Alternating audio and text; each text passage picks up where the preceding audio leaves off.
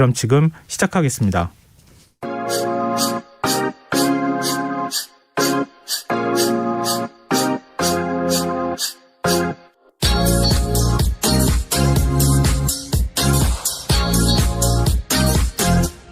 KBS 1라디오 김성환의 시사야.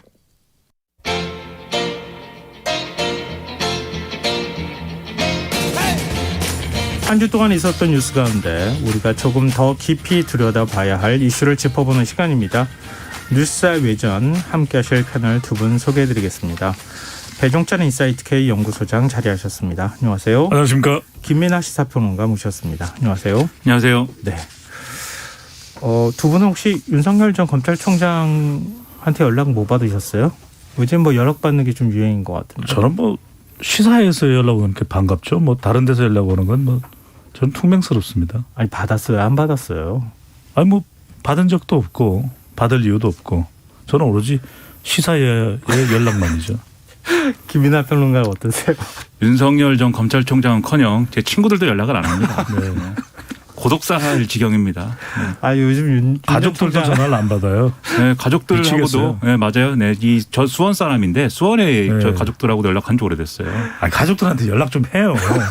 본인이 먼저 하면 되지. 네, 코로나가 우리의 삶을 이렇게 어렵게 만들고 있습니다. 아, 자, 윤 전 총장 행보를 좀 얘기를 해보려고 제가 네. 농담 삼아 던졌는데 어떻게 얘기가 또 가족한테 연락하는 것까지 근데 이제 커지는지 모르겠습니다. 김성환 평론가님이 또 이렇게 물어보시는 이유가 있어요. 왜냐하면 네. 이 시사 평론가들의 전성시대가 와가지고 윤석열 전 총장이 시사에 나오던 장혜찬 시사 평론가를 영입을 한 것인지 안 한 것인지 좀 애매하긴 하지만 어쨌든 같이 이제 다니고 뭐 이렇게 한다고 하니까 네. 이제 막 역시 시사 평론가들이 이제는 막 운동장으로 들어가는구나 네, 이런 이제 느낌이 있는 거죠. 아니 지금. 그래서 네. 김민하 평론가가 좀 얼굴빛이 어두웠던 거예요. 왜 나한테 연락을 안 주나 이러면서. 아니, 저한테는 아무도 연락을 하지 마세요. 네. 안 하시는 게 좋습니다. 아니, 시사야에서는 연락을 드려야 될 거 아니에요. 그건 이제 제가 알아서 오니까 네. 네. 묻지 않아도 오니까 이거 와야죠 이 자리에는. 일부러 안 끼어들고 가만히 있으니까 진짜 끝까지 두 분이 얘기하시네요. 여기 오는 것만이 제 삶의 네. 그 의미인데 당연히 와야죠 여기. 일단 네. 자칫 잘못하면요 연락 안 해준다고 해달라는 소리로 들릴 수도 있어요. 네. 그만 절제해야 됩니다. 어차피 안 합니다. 네. 자, 윤 전 총장이 지금 국민의힘 초선 의원, 중진 의원들과 잇따라 만남을 갖고 있고요. 말씀하신 것처럼 우리 시사에 출연했던 장혜찬 평론가와 함께 연희동 골목 상권을 찾으면서 네. 윤 전 총장보다 장혜찬 평론가가 더 뜨지 않았나 이런 생각이 좀 들기도 하는데요. 일단 이런 행보 어떻게 보세요? 윤 전 총장의 행보. 저는 꿈틀거린다. 이렇게 이제 표현을 할 수밖에 없을 것 같은데 그건 이제 좀 정치 행보라고 봐야 되겠죠. 네. 또 대선 도전이라고 읽어야 될 테고 첫 번째로는 본인으로부터 찾을 수 있을 것 같아요. 최근에 이제 좀 지지율이 흔들리거든요. 자명이 길어졌고 또 특별하게 사람들을 만나지만 그것만으로 대선 준비에 충분한 건 아닙니다. 그러다 보니까 최근에 관심은 모든 게 이제 국민의 힘으로 모아지고 이준석 쪽으로 모아지다 보니까 네. TK 지지층이나 중도층도 좀 변동성이 커졌어요. 그래서 스스로가 흔들리고 있다. 그러다 보니까 좀 이럴 때 이 정치적인 도전을 원하는 사람들은 좀 조급해질 수가 있죠. 그래서 네. 본인 스스로가 흔들리고 있는 지지율 이유고 두 번째로는 조직이죠. 그러니까 국민의힘이 최근에 큰 변화가 있잖아요. 네. 그래서 윤석열 전 총장으로서는 뭐 제3지대로 가느냐 아니면 국민의힘을 선택하느냐 이런 기로에 서 있는데 이준석 돌풍이 진짜 대단하네요. 그렇게 또 예상을 하기도 했지만 네. 그러다 보니까 오히려 다른 대선 후보들이 보수 야권에서 부각되기 전에 이 국민의힘 쪽으로 입당을 입질하거나 또 저울질하는 것 같아요. 그런 현상이 최근에 행보의 이유가 될 수도 있고 그러니까 친구를 만났는데 친구 아이가 권성동 의원 또 정진석 의원을 만나거든요. 그런데 네. 권성동 의원을 만난 이유가 있겠죠. 왜? 본인도 법적인 문제가 있어요. 그러니까 장모와 관련된 의혹 검찰은 3년을 구형을 했거든요. 그러니까 이걸 스스로 방어하기는 참 쉽지 않습니다. 네. 그러다 보니까 당 차원에서 입당을 하게 될 경우에 권성동 의원이 관련된 내용들을 잘 알 거 아니에요. 그러니까 그걸 지원을 받을 수 있고 또 하나 정진석 의원을 만난 건 충청 대망론이죠. 그러니까 다 네. 이유가 있다. 마지막으로는 우리가 이런 생각을 할 수가 있어요. 저도 사실은 그렇게 생각을 했는데 좀 준비가 되고 나야 등장해야 되지 않냐. 아니면 이게 날벼락 내지 불벼락을 맞을 수가 있거든요. 정치인들은. 그런데 시간이 지난다고 준비 안 된 게 준비되냐. 그게 아니에요. 차라리 당에 입당을 해서 정치 행보를 빨리 하고 대권 도전을 시사하고 난 다음에 지원을 받는 것이 오히려 더 낫다. 이렇게 판단했을 가능성이 있는 거죠. 근데 배종찬 소장께서 일단 주의를 뱅뱅 도는 이런 것 때문에 피로감이 좀 높아지는 것을 우려했을 것이다 이렇게 얘기를 하셨고요. 근데 그렇다면 국민의힘에 곧바로 입당을 선언해버리는 게 더 낫지 않을까요?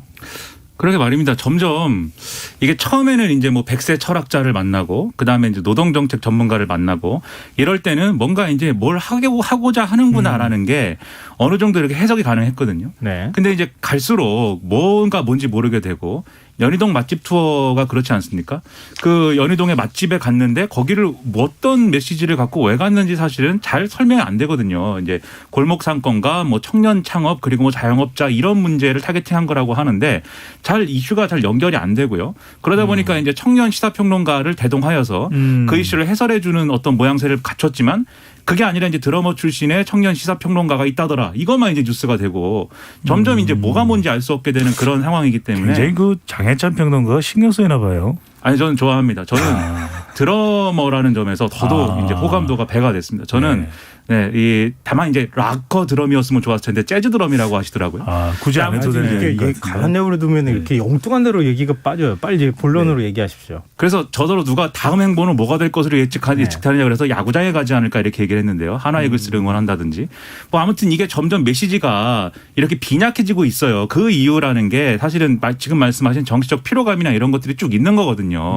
그럼에도 불구하고 이런 행보를 하지 않으면 안 되는 그런 정치적 조건들을 갖고 있는 것이기 때문에 즉 이 메시지 행보라는 게 결국은 이미지 관리 그다음에 자신의 어떤 정치적인 맥락을 드러내는 스케줄에 불과한 얘기가 지금 되고 있다라는 거고 그리고 더 필요해지는 게 윤석열 전 총장의 본인이 얘기한 것은 아닌데 그렇다고 해서 메시지가 안 나오는 건 아닌 이상한 상황들이 이어지고 있습니다. 예를 들면 지금 국민의힘에 입당할 거냐 말 거냐에 대한 문제도 권성동 의원을 만났다. 사실은 뭐 광릉이 외갓집이고 외조모의 묘소를 산소에 이제 묘소를 이제 좀 성묘하러 간 것이지만 갑자기 권성동 의원을 뭐 어릴 적 친구라는데 그걸 뭐 확인할 길은 없고 권성동 의원을 갑자기 만나야만 했던 이유가 뭔지는 잘 모르겠으나 결국은 국민의힘이기 때문에 만난 거잖아요. 네. 그리고 정진석 의원을 만나서 우리 장모는 10원 한 장 남에게 피해를 준 일이 없다. 이 얘기를 본인 입이 아니라 정진석 의원이 언론에 대고 얘기를 하고 그러니까 직접 얘기를 하면 안 되냐는 거죠. 윤석열 전 총장이 나는 국민의힘에서 정치를 하고 싶고 검증에 자신 있다. 이렇게 얘기를 해야 되는데 그렇지 않은 이런 전략을 계속 쓰는 것은 결국 본인이 나와서 얘기를 하는 거에 대한 정치적 리스크를 본인이 감당 안 하겠다는 거거든요. 제 권성동 의원을 직접 볼 기회가 있어서 물어봤어요. 어디서 놀았느냐, 어떤 골목에서 같이 놀았느냐 이렇게 물어보니까 나는 이쪽 골목 바로 뒷골목에서 윤 전 총장이 와서 어린 시절에 놀았다. 이렇게 얘기를 하더라고요. 뭐 골목 하나 사이니까 만났을 가능성이 뭐 있을 것 같아요. 제가 보니까. 기억력들이 좋은 분들이에요, 그러면. 네. 노래도 있으니까요. 골목길에서라고. 그 정도면 같은 데서 놀았다 이렇게 얘기해도 괜찮을 것 같긴 한데. 근데 지금 이제 스토리를 윤 전 총장이 계속 만들고 있는 중이긴 하잖아요. 이건 뭐 정치적으로도 그 정치 전략적으로도 의미는 있어 보이니까 하나의 일종의 서사를 만드는 과정이니까요. 근데 어찌됐든 우리가 앞서 그런 얘기는 충분히 나눈 것 같고 윤 전 총장이 그럼 언제 본격적으로 데뷔할 것이냐 이거 궁금해하시는 분들이 굉장히 많거든요. 여기서 이제 시간이 너무 많이 걸리면 안 되겠죠. 저도 예상을 하건대는 5월, 6월은 정당의 시간이라 그랬어요. 네. 5월 달은 더불어민주당의 시간이었고 6월은 지금 11일 더 국민의힘 전당대회가 있으니까 국민의힘의 시간이고 그러면 7월, 8월이 이제 대선 후보들의 시간이 되는 셈이거든요. 네. 그렇다면 윤석열 전 총장이 지금처럼 이제 노출이 시작된 만큼 7월에는 가셔야 될 수밖에 없을 것이다. 안 그런다면 이게 김이 빠질 수가 있거든요. 그런데 저는 지금 많은 사람들을 만나고 또 본인 스스로가 메시지를 내지 않는 이유가 있다고 봅니다. 이른바 이게 학습효과죠. 그러니까 돌다리 현상입니다. 네. 그러니까 반기문 전 유엔 사무총장도 잔뜩 기대를 모았다가 등장하자마자 꼬꾸라졌거든요. 그 이유는 뭐냐면 준비되지 않은 상황에서는 이 학습 효과에 의하면 자칫 등장 자체가 바로 퇴장이 될 수도 있어요. 예. 그러다 보니까 그게 아주 조심스러운 거죠. 더군다나 잔뜩 주목하고 있습니다. 지금 여야 모두가 윤석열 전 총장을 어떻게 하나 이렇게 지켜보고 있는 상황이기 때문에 본인이 직접 정치를 하기가 어려운 거죠. 그러다 보니까 타인을 통한 상징 정치가 이루어지는 겁니다. 네네. 그래서 누구를 만났다 또 장해찬 평론가를 만났다. 이런 이제 현상이 일어나는 것이거든요. 마지막으로 이건 어디서 오느냐. 준비가 부족한 거죠. 그래서 준비가 필요하고 시간을 더 벌기 위해서 더 많은 사람을 만날 수밖에 없는 거죠. 그래서 아까도 말씀드렸지만 웬만한 다른 지지율 그러니까 국민의힘이나 보수층 이념 기반에 의한 지지층들의 큰 변화는 없어요. 근데 어디서 변화가 나오냐. 주로 이제 중도층의 영향을 받더라고요. 네. 그러니까 중도층과 TK 지역에서의 변동성이 크다는 것은 그만큼 아직까지 윤 전 총장에게 마음을 주지 못하고 있는 그런 상황. 좀 유동적인 상황이라고 봐야 되겠죠. 조금 좀 지켜봐야 된다. 금방 지금 국민의힘 의원들은 윤 전 총장하고 만나고 난 다음에 곧 입당할 것이다. 뭐 이런 식의 이제 좀 뭐랄까요. 바람이 좀 들어간 것인지 실제로 그런 의사를 표명했는지는 우리가 확인할 수가 없기 때문에 근데 조만간 입당할 것처럼 얘기를 하고 있는데 근데 지금 말씀하신 거는 조금 시간이 걸릴 것이다. 이런 쪽에 방점이 좀 찍혀 있는 것 같은데 김인하 평론가는 어떻게 보세요? 입당 그러니까 이게 정치를 할 거냐 말 거냐부터 정리하는 게 먼저라고 보고요. 그러니까 네. 입당은 뭐 시간이 좀 걸릴 수도 있고 전당대회 이유가 될 수도 있고 여러 가지 조건이 맞아서 이제 판단할 것인데 그 전에 왜 정치를 하고 싶은 것인지 정치를 해서 대선에 나가겠다는 것인지 그리고 대선에 나간다고 할 때는 우리나라가 어떤 방향으로 가야 된다고 생각해서 그것에 도전하는 것인지 이런 본인의 생각을 밝히는 게 먼저 같아요. 그리고 그게 정치에 내가 정치를 해보겠다라고 하는 선언이 되는 건데 그런 것도 지금 전혀 없이 지금 냄새만 계속 풍기고 있는 그런 상황이 되고 있지 않습니까?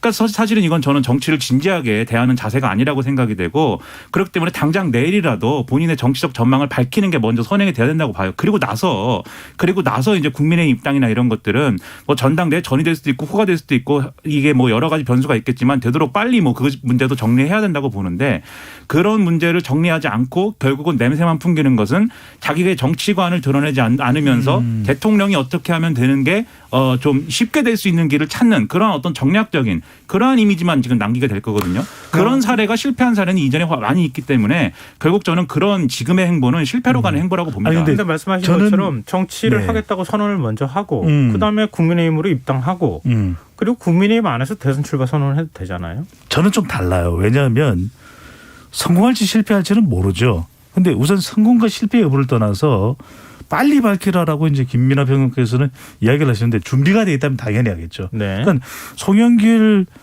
더불어민주당 당대표만 하더라도 5선의 중진 의원입니다. 그러니까 당대표가 되니까 어떤 질문이 들어와도 그것을 다 소화해낼 수가 있는 것이죠. 네. 그런데 윤석열 전 총장은 검찰 관련 질문이라면 본인이 소신 있게 대답을 하겠죠. 그것이 옳든 그러든 간에. 그런데 대선과 관련된 부분을 지금 그러면은 우리가 손실보상제도 어떻게 하겠습니까? 물어보면 답이 나올까요? 어려운 일이거든요. 이런 이야기는. 네. 한미관계 어떻게 생각하십니까? 답이 나올까요? 이게 관련된 분야의 교수 한 분을 만난다고 해서 금방 이런 이 인사이트나 지식이 생긴지 전혀 천만의 말씀이에요. 그러니까 지금 나와서 기자회견을 한다 그러면 대부분의 주제에 대해서는 제가 좀 알아보고 대답 드릴게요. 여기 준비를 좀 해서 말씀을 드려야죠. 이렇게 되면 국민들의 기대감이 팍 줄어들거든요. 네. 그러니까 그런 상황을 알기 때문에 주변에 관련된 인물들도 측근들도 소수정예로 가겠다. 아니 우리가 왜 소수정예 이야기를 합니까? 그만큼 많은 준비가 필요할 때 오히려 우리는 소수정예 이야기를 해요. 근데 그 점에 대해서 한마디 말씀드리면 준비가 안 됐으면 검찰총장은 왜 그만둔 것이며 준비가 안 된 사람이 왜 동네방네 누구를 만났고 뭘 했다는 것은 소문을 왜 이렇게 내고 다니는 것이며 국민의힘 입당할 것이다라는 이런 시그널은 왜 주고 있는 것입니까? 왜 정치를 할 준비가 안 된 사람이 실질적으로 정치적 행보는 우회적으로 간접적으로 하고 있잖아요. 그러니까 이것이 제가 볼 때는 정치적으로 떳떳하지 않은 것이고 정치라는 어떤 그 과정에 있어서의 정치라는 어떤 원래적인 의미에 있어서 부합하지 않는 행위이고 이게 결국 결과적으로는 사람들이 볼 때는 윤석열이라는 사람이 저런 캐릭터가 뭔가 자기가 해야 될 일에 대해서 뭔가 정정당당하게 맞서는 그런 캐릭터 그런 카리스마여서 좋아한 것인데 모르면 모른다고 하고 앞으로 알아보겠다고 하고 이런 태도가 좋았던 것인데 지금 굉장히 이렇게 뭐 어떤 정치에 있어서의 기성 정치에 있어서의 어떤 술수 이런 것부터 먼저 이렇게 답습하는 거 아니냐 이런 이미지를 심어줄 수 있는 행보라는 거죠. 지금 그런 점에서 저는 마이너스라고 봅니다. 짧게 한 말씀드리면 뭐냐면 저도 김민하 평론가 의견에 공감해요. 저도 윤석열 전 총장이 검찰총장을 사퇴했을 때 비판도 많이 했는데 우리 조금 냉정해지자고. 이거는 어떤 정치적 행보를 하든 간에 그는 본인의 자유고 본인을 둘러싼 사람들의 선택이에요. 저는 그건 우리가 보는 상황에서 이것을 어떻게 긍정적이면 긍정적인 대로 부정적이면 부정적인 대로 분석을 해야지 저 사람 왜 저렇게 해 이렇게 분석하는 것은 저는 그렇게 할 수는 있는데 네. 그렇게 하면 우리가 조금 냉정적이지 못할 수도 있기 때문에 냉정한 사람입니다. 네, 그런 네. 부분은 우리가 조금 차원을 달리할 필요는 있을 것 같아요. 냉혹합니다. 네. 네. 아니 두 분이 의견이 다르니까 음. 전 좋은데요. 좀 다른 의견이 많이 나와주면 좋죠. 냉혹한 청취자분들이 사람이에요. 들으실 때도 좋을 것 같고. 그러니까 저는 말하자면은 윤석열 전 총장이 누구를 만나고 아니면은 등거리 정치를 하든가 그건 이 사람의 선택인 것 같아요. 그건 우리가 평가를 하면 되죠. 그 사람이 뭘 하든 간에. 네. 그걸 평가한 겁니다. 저는. 7월에 들어오든 그러니까 이런 거죠.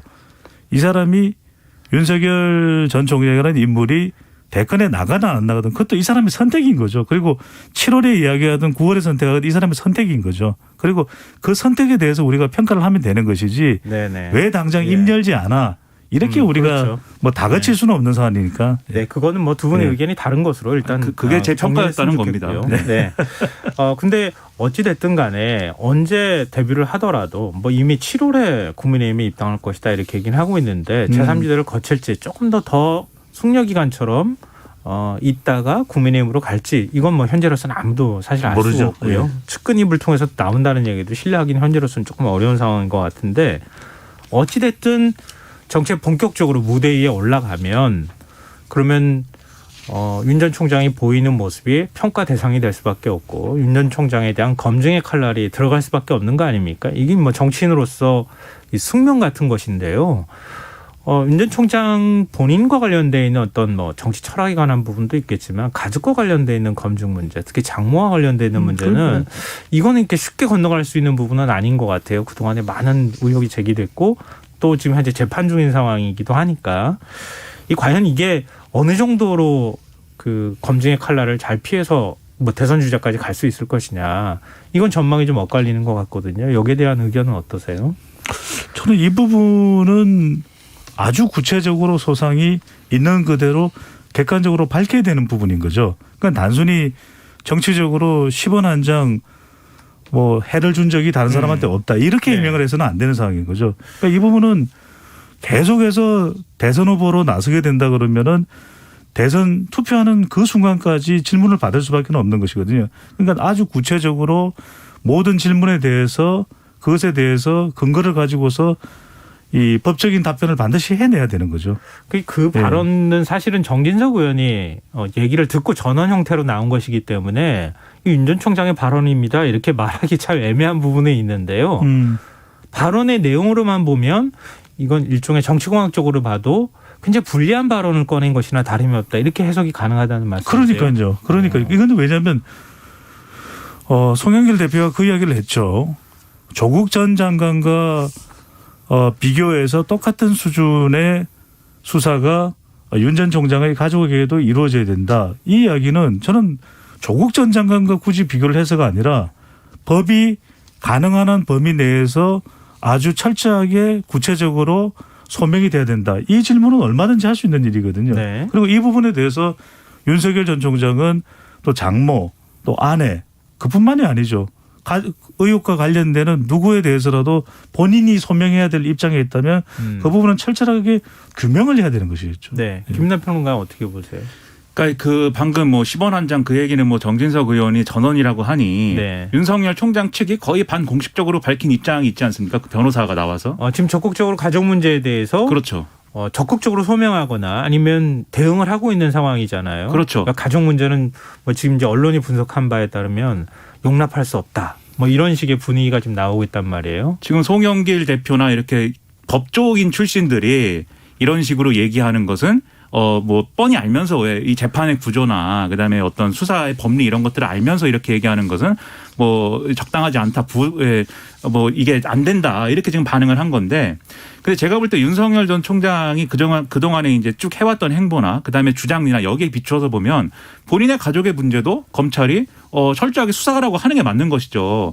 그리고 장모에게 무슨 죄가 있는지 윤석열 전 총장이 뭐 그 장모의 인생을 처음부터 끝까지 어떻게 다 완벽하게 알겠습니까? 그걸 장담할 수 없는 일이기 때문에 검찰이 철저하게 수사하고 거기에 맞는 법의 심판을 받도록 할 것이다라고 얘기를 하는 게 저는 이제 올바른 전략이다. 이야기다고 생각을 하고 네. 그다음에 여기서 이제 그러함에도 불구하고 규명돼야 할 것은 이 윤석열 전 총장의 장모가 이전에 뭐 지금 이제 이 기소가 되고 구형이 지금 나온 요양병원 문제나 이런 것들은 네. 이전에 이제 뭐 검찰 수사에서 이제 뭐 수사 대상이 아니게 되고 뭐 그랬던 건이잖아요. 이 건이 안 된 건이잖아요. 네. 그럼 여기에 혹시 윤석열 전 총장이 검사로서 뭐 영향을 미친 거냐. 이게 이제 직접적인 어떤 의혹의 대상이 될 것인데 여기에 대해서는 자기 주장을 하면 되는 것이죠. 나는 그런 적 없다. 그렇게 주장을 하면 검찰도 되는. 이미 그렇죠. 판단을 했어요. 그렇습니다. 개입하지 않았다. 그렇습니다. 네. 그렇기 때문에 그 부분에 대한 자기의 정당성을 주장하면 되는 것이지 왜 장모의 인생을 자기가 건드리지 말라고 이렇게 하는 방식으로 방어하는 것은 네. 제가 볼 때는 과거 정치, 기성 정치의 방식을 떠올리게 하기 때문에 제가 볼 때는 적절한 대응 방식이 아닌 것 같아요. 적절하지 않죠. 적절하지가 않은데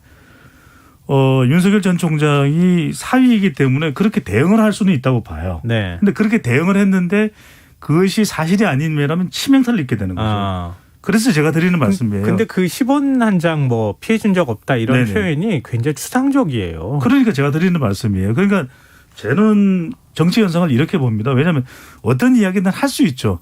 그 이야기를 하지 못하도록 어떻게 막겠어요. 근데 문제는 뭐냐면 그 이야기에 국민들이 공감할 수 있는 지금 그래도 많은 국민들이 지지하는 대선 유력 후보라면 그렇게 추상적으로 답변을 할 것이 아니라 근거 있게 정확하게 그러면 어떤 자료를 통해서 또는 법적 대응 자료를 통해서 이러한 부분 때문에 그것은 사실이 아니다. 이렇게 밝혀야 되는 부분이지 추상적으로 아니 우리 장모님한테 어떻게 이런 이야기를 할 수가 있어요. 이런 감정적인 대응을 하게 되면 저는 이것이야말로 유권자들의 지지가 철회될 수도 있는 부분이거든요. 네네. 마찬가지로 아까도 말씀을 드렸습니다. 7월에 선택하든 9월에 선택하든 본인의 대권 출마에 언제든지 자신이 선택해서 나갈 수 있죠. 하지만 네. 그것에 대해서 적절했느냐 긍정적이냐는 국민들의 판단을 받을 수밖에 없는 것처럼 가족과 관련된 부분도 더 철저해야 됩니다. 그러니까 그게 제가 평가라고 말씀드린 부분인데 그러니까 하지 말라 이런 차원이 아니라 본인의 경쟁력을 깎아먹고 있다는 거예요. 첫째 앞에서 말씀드린 그러한 이제 카더라 행보 이것은 사실은 정치적 간복이냐 이런 비판을 받을 수 있는 거고 윤석열답지 않다 네. 이런 평가의 대상이 되는 거고 가족 문제도 검찰 수사에 대해서 지금 이 정치적인 기소라고 주장하고 있거든요. 이 본인의 장모가 기소가 되고 재판을 받게 된 그 상황을. 그 장모 측 변호인이 그렇게 주장을 했죠. 그렇죠. 네. 이것은 윤석열답지 않은 거죠. 그리고 윤석열 전 검찰총장 측에서도 그 얘기를 같이 하는 거잖아요. 그러니까 이건 윤석열답지 않은 거죠. 만약에 국민들이 볼 때는. 그래서 본인 경쟁력을 깎아먹고 있는 그런 대응이다. 것까지 우리가 걱정을 해줄 필요는 없지 않습니다. 아니 평가를 하다면서요. 네. 이거 왜 배우장님이 오늘은 저를 이렇게 때리고 저렇게 때리고. 네. 아주 흥미로운데요 오늘.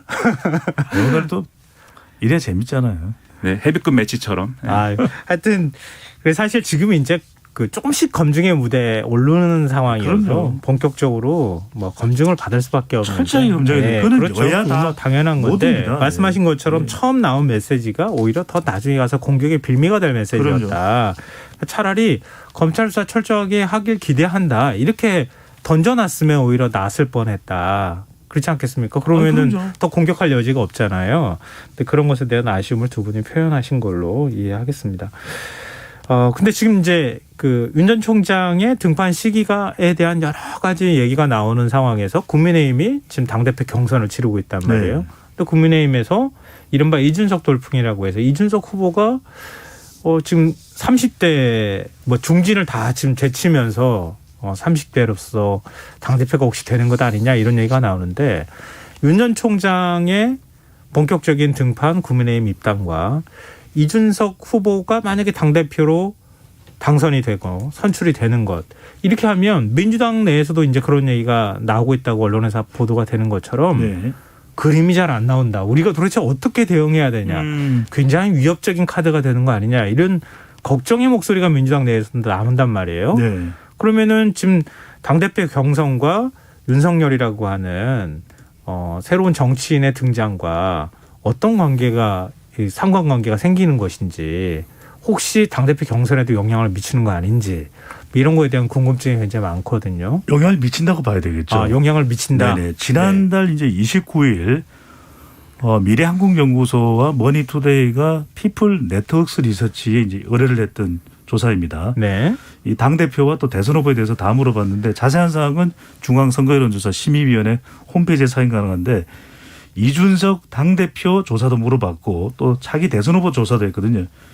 이준석 지지층의 47%가 윤석열 전 총장을 대선 후보에서 지지하는 결과로 나타나요. 그러니까 이준석 지지층의 상당 숫자가 윤석열 대선 후보 중에서는 윤석열 전 총장을 가장 많이 지지한다는 거죠. 네. 그 이야기는 윤석열 전 지지층들도 이준석 당대표 후보를 밀겠죠. 그렇게 되면 역으로. 예. 그런데 윤석열 전 총장 다음으로는 이 이준석 당대표 후보 지지층들이 이재명 지사를 가장 많이 밀어요. 네. 20%가 살짝 넘게끔. 그러니까 지금 이준석 전 총장을 지지하는 상당수는 또 이준석 지지층이라는 거죠. 그러니까 이게 일종의 상관관계가 있는 거죠.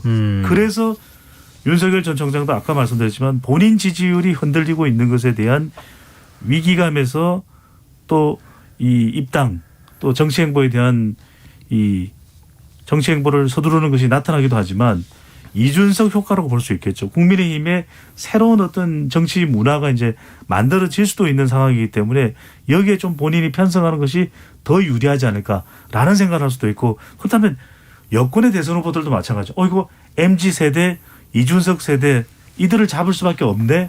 그만큼 이 영향이 차기 대선에서는 커진다고 봐야 되겠죠. 네. 일단 뭐 그 상관관계에 대해서 여론조사 결과나 이런 것들을 분석해 주셨는데 네. 오늘 한국갤럽 차기 대선 주자 선호도 조사 결과가 나왔어요. 근데 이준석 후보가 3%죠. 예, 등장과 동시에 4위를 기록했다. 4%. 네. 이게 사실 지금 대선 주자도 얻기 쉽지 않은 대선 주자라고 국민의힘 내부에서 거론되는 의원들, 뭐 안철수 대표 큰 차이가 없단 말이에요. 심지어는 이준석 전 최고위원은 피선거권도 없어요. 대통령이 될 수도 없습니다. 그러네요. 40세 이상이어야 되기 때문에 그리고 이 피선거권이 있으려면. 한국갤럽은 주관식이거든요. 보기가 없어요. 후보자 보기가 없는데 나는 이준석이 대통령이 됐으면 좋겠지. 이게 3%가 굉장히 보잘것없어 보여도요.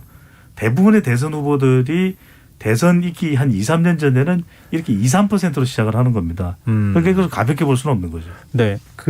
일단 어느 여론조사 결과가 어떻게 나왔는지 김민하 평론가께서 간략하게 지금 뭐 이미 다 나왔지만 정리를 좀 해주시면 어떨까요? 한국갤럽이 지난 1일부터 3일까지 사흘간 전국 만 18세 이상 1,003명을 대상으로 이제 여론조사 실시했고요. 자세한 내용은 중앙선거 여론조사 심의 홈페이지에 다 있는데요. 여기서 보면은 다음 대통령감으로 누가 좋다고 생각하느냐라고 물어보니까 이재명 경기지사라고 답한 사람이 응답자의 24%, 윤석열 전 검찰총장이다 답한 사람이 21%로 조사가 됐다는 겁니다. 네. 그다음에 이낙연 더불어민주당 전 대표가 5%였고 이준석 후보가 지금 3%가 나온 건데요. 이 뒤를 이은 게 안철수 국민의당 대표 2% 그리고 정세균 전 국무총리하고 홍준표 무소속 의원이 1% 이렇게 나왔습니다. 이 36%의 응답자들은 특정인을 이제 얘기하지 않은 그러한 이제 결과인 건데요. 그리고 또 내년 대선에서 현 정권 유지를 위해서 여당 후보가 당선되는 게 좋다는 응답이 36%, 현 정권 교체를 위해서 야당 후보가 당선되는 것이 좋다는 응답이 50%로 집계가 됐고 의견 없다는 것은 14%로 집계가 됐습니다. 네. 여론조사 개요 말씀해 주셨나요? 여론조사 개요는 중앙선거 여론조사 심의 홈페이지에 있습니다. 네, 알겠습니다. 지금 이제 이준석 후보가 대선 주자 대통령 선거도 나갈 수 없는데 지금 대선 주자 여론조사에 잡혔다는 거잖아요. 네네. 이건 세대 교체에 대한 어떤 그 국민적 바람이나 열망, 특히 보수층에서 그런 열망이 강하다 이렇게 또 해석할 여지도 있을 것 같은데. 저는 조금 다르게 봅니다. 좀 왜냐하면 다르게 해석하세요? 이준석 전 최고위원의 대선 후보로서의 3%가 결코 이게 가볍게 볼 수는 없지만 그렇다고 높은 지지율은 아니고요. 그것도 지금의 바람이니까 정작 대선 후보로 헌법이 바뀌어서 출마를 하게 될 경우에는 어떤 상황이 벌어질지 모르고 지금 이른바 MZ세대의 분노 또 표심 결집이 뭐 이준석이라고 하는 인물을 통해서 투영되고는 있지만 이준석이 완벽해서 이준석이 또 이상형이라서 그렇게 보기는 쉽지 않고 저는 다른 걸 뭘 발견하냐면 네.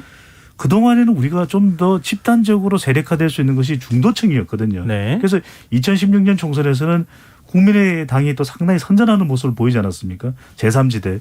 그런데 점점점 중도층은 세분화가 돼요. 그러니까 MZ세대가 집단화되는 현상을 볼 수 있습니다. 네. 일자리 문제도 있고 부동산 문제도 있고. 그래서 저는 차기 대선에서 중도층 중요합니다. 그런데 이렇게 이준석 세대, 이준석 현상, 이준석 돌풍이 일어나는 것은 차기 대권에서 MZ의 MZ 세대라고는 2030의 비율이 한 32, 3% 돼요. 유권자에서. 3분의 1입니다. 저는 이들이 결정적인 이 변수가 될 수 있다. 승부수가 될 수 있다고 보는 것이죠. 사실 세대 교체 바람이 거세게 불게 되면 자연스럽게 MZ 세대의 마음을 어떤 정치권이 얻어갈 것이냐, 이게 이제 대선에 있어서 주요한 어떤 변수가 되지 않을까, 그런 생각이 듭니다. 일단 지금 조사 결과 한 번 가지고 우리가 단정하기는 어렵지만 어찌됐든 국민의힘의 경선 문제, 그리고 윤석열 전 총장과 관련된 문제하고 연결이 돼 있는 사안이라서 나중에 아마 다시 우리가 분석할 기회가 있지 않을까 싶네요. 지금 여러분께서는 KBS 라디오 김성환의 시사회를 듣고 계십니다. 뉴스의 외전 김민아 시사평론가, 배종찬 인사이트 K연구소장 두 분 패널과 함께하고 있습니다.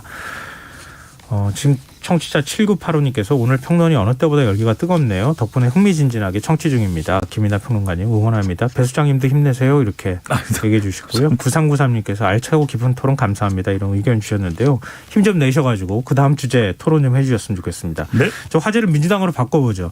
민주당 송영길 대표가 이른바 조국 사태에 대해서 당 차원의 공식 사과 입장을 밝혔습니다. 송 대표의 사과 어떻게 보세요? 일단 송영길 대표가 여러 가지 당내 어려움이 있고 지지층의 반발이 있을 것임을 뻔히 알면서도 어쨌든 이렇게 사과를 좀 하려고 한 것은 나름의 결단의 결과이다라고 평가를 하고요. 이것조차도 사실은 쉽지 않다는 거에 대해서, 쉽지 않았다는 거에 대해서 여당이 좀 반성이 필요합니다. 제가 볼 때는. 왜냐하면 지금 앞서 이제 윤석열, 이재명, 이준석 공통점이 있어요. 뭔가 할 말은 한다는 식의 이미지를 갖고 있다는 겁니다. 네. 그런데 그런 이미지가 지금 여당에 없기 때문에 지금 여당이 이런 현상들에 대해서 긴장하고 있는 거거든요. 네. 근데 그 할 말은 한다는 것이 사실은 조국 전 장관 문제에서도 할 말을 못 해온 게 있어요, 여당이. 예를 들면 지금 재판 과정이라든가, 그리고 조국 전 장관의 본인의 이제 해명하는 문제에 있어서도 그렇지만 조국 전 장관이 잘못한 게 아무것도 없는 건 아니다라는 거는 모두가 이제 인정하는 사실인 거잖아요, 결론적으로는.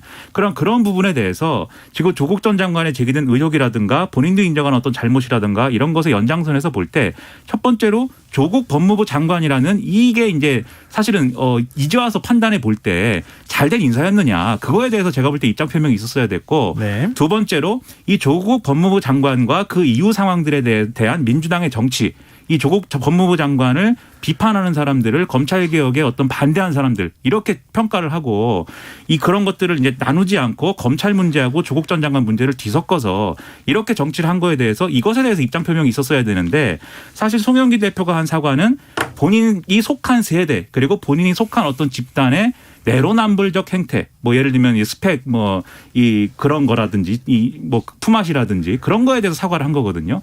그런 점에서 저는 이 사과의 내용에 대해서는 민주당의 정치에 대한 반성은 좀 없었기 때문에 그게 좀 아쉽다라는 생각을 갖고 있습니다. 좀 부족한 사과였다, 이렇게 평가해 주셨는데, 송영길 대표는 민주당과 조국 전 법무부 장관이 이제 각자의 길로 가야 한다, 이렇게 언급을 했어요. 그러니까 이른바 조국의 강을 건넜다고 봐야 되는 겁니까? 그리고 이번 사과 한 번으로 충분하지 않다고 김민하 평론가가 말씀해 주셨는데, 과연 조국을 딛고 조국 전 장관 스스로가 나를 밟고 가라, 이렇게 얘기를 하고 있는데 과연 그렇게 할 수 있겠습니까?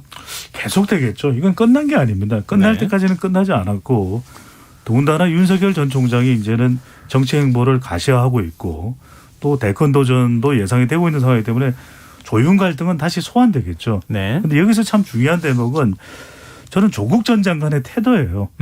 조국 전 장관이 이것이 얼마나 부담이 될 수 있다라는 것을 인지하고 있다라는 거죠. 예. 그래서 송 대표의 발언을 겸허하게 받아들입니다. 그리고 저를 밟고 지나가라, 전진해라. 예. 그 이야기를 했다는 것은 조국 전 장관도 왜 소명이 필요하지 않겠습니까? 예. 왜냐하면 대중이 아는 모든 것이 그 사실이 진실은 아닌 것이거든요. 예. 다른 사실이 있을 수 있는 겁니다. 그리고 송영길 대표가 그렇게 통렬한 반성을 할 수밖에 없는 것은 이제 지금 시점에서 MZ 세대가 참 중요하거든요. 2030 세대가 인식하는 것에 또 부응하는 것도 필요하죠. 또 중도층도 중요합니다. 그런데 이제 한편으로는 송 대표가 했던 것이 원칙을 강조했어요. 예. 왜?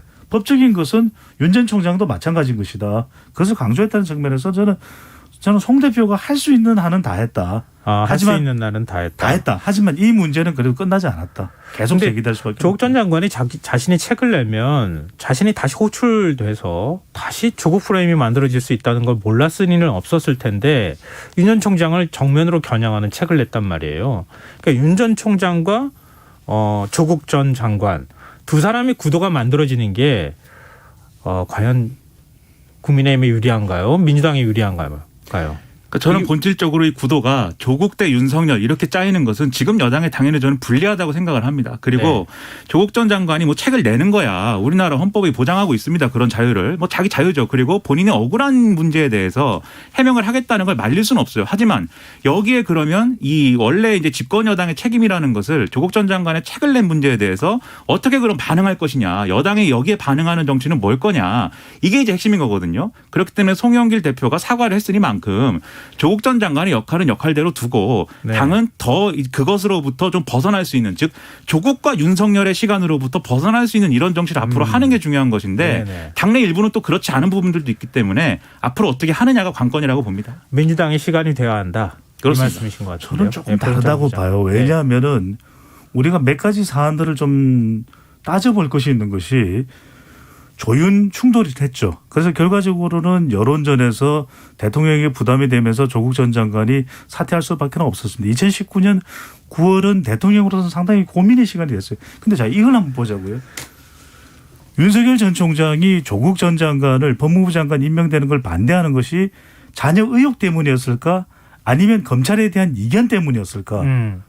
아니, 자녀 의혹과 관련된 부분이 장관으로서 되지 못할 문제가 된다면 그 부분이 지적이 돼야 되겠죠. 하지만 검찰에 대한 시각 때문에 차이라면 그건 다른 문제입니다.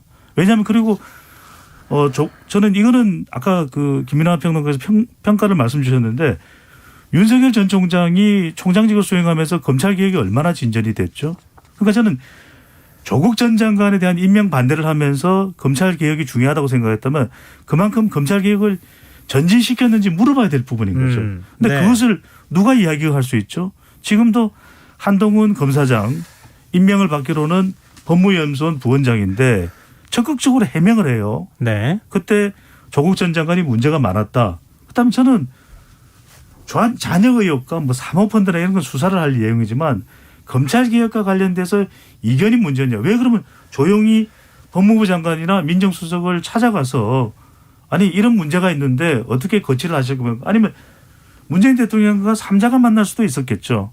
저는 그런 면은 다시 한 번 더 따져볼 부분이라고 보입니다. 근데 참 특이한 현상이긴 해요. 검사장이 자신의 의견을 이렇게 언론에 계속 밝히고 있는 건 이전에 보기 어려운 현상 중에 하나이기 때문에 그렇긴 한데 말씀하신 것처럼 조국이라고 하는 사람은 이미 다 검찰의 검증을 받은 사람인데 윤석열이라고 하는 정치인은 검찰의 검증을 받았다고 하기에도 애매하고 국민의 검증 받았다고 하기에도 애매하단 말이에요. 그러면 조국은 과거 시간에서 비판을 받는 것이지만 윤석열은 현재 시간에서 지금 검증을 받아야 되는 상황인데 과연 두 대립되는 구도가 만들어졌을 때 마냥 조국 사태가 불리하다고만 얘기할 수 있겠는가. 그러니까 그 점에서 그것이 검증이 필요하다면 그것은 윤석열 검증의 시간이 돼야 되는 것이지 그 윤석열 검증의 시간이 조국과 윤석열의 대결 구도가 되면 그 검증의 진이라든가 이 맥락은 흐려질 수밖에 없는 것이죠. 그래서 여기서 벗어나야 되는 겁니다. 조국과 윤석열이 쌍으로 묶이는 이 상황을 여당은 벗어나야 되는 거예요. 그래서. 그래서 조국 전 장관이 이야기를 했잖아요. 밟고 전진하라. 나를 밟고 전진하라. 그게 메시지라고 봅니다. 그러면 본인 스스로가 좀 발언을 절제해야 되는 거 아닙니까? 뭐 책이 많이 팔리고 있다는 것에 좀 고무된 것 같아요. 그래서 10만 부 팔렸다 이런 것도 뭐 메시지도 올리고 그랬는데 모르겠습니다. 그 뭐 페이스북을 못하게 할 수는 없는 거니까. 뭐 본인이 해명하고 적극적으로 억울한 점에 있어서 소명하는 건 좋긴 한데 결국 조국이라는 이름이 다시 계속 호출이 되는 것은 민주당한테 결코 유리한 국면은 아니다. 이렇게 두 분이 생각하시는 걸로 그 부분에 대해서는 정리하면 어떨까 싶고요. 마지막으로 이거 하나만 좀 얘기했으면 좋겠는데요. 그동안에 군과 관련돼서 뭐 부실급식 문제 이런 얘기 많이 나오다가 결국 성추행 문제가 나왔고 공군 참모총장이 결국 사의를 표명하고 대통령에게 수리하는 이런 일까지 벌어졌는데 이 상당히 민심에 좀 악영향을 미치겠죠? 그렇죠. 이건 근데 시시하던 일일 거예요. 왜냐하면 소수의 여성, 다수의 남성. 그러니까 미군도 이런 문제 많았거든요. 그리고 우리 군도 몇 차례 적발이 되기도 했고 극단적인 선택을 할 수밖에 없는 상황. 저는 가장 중요한 건 법적 기준과 투명성입니다. 이것이 반드시 마련돼야 할 것으로 보입니다. 법적 기준과 투명성.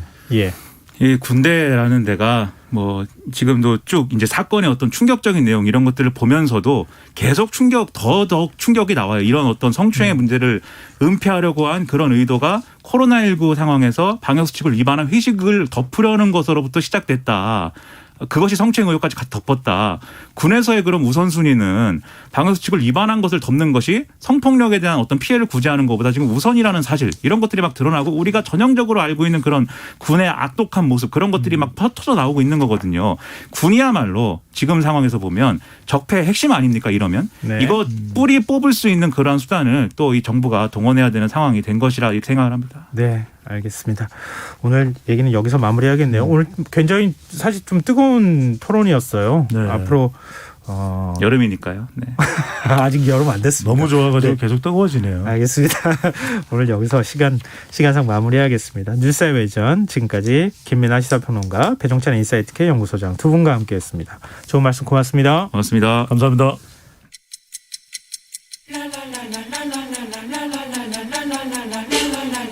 바쁜 당신을 위해 준비된 밤 시사야 시사평론가 김성환과 함께합니다.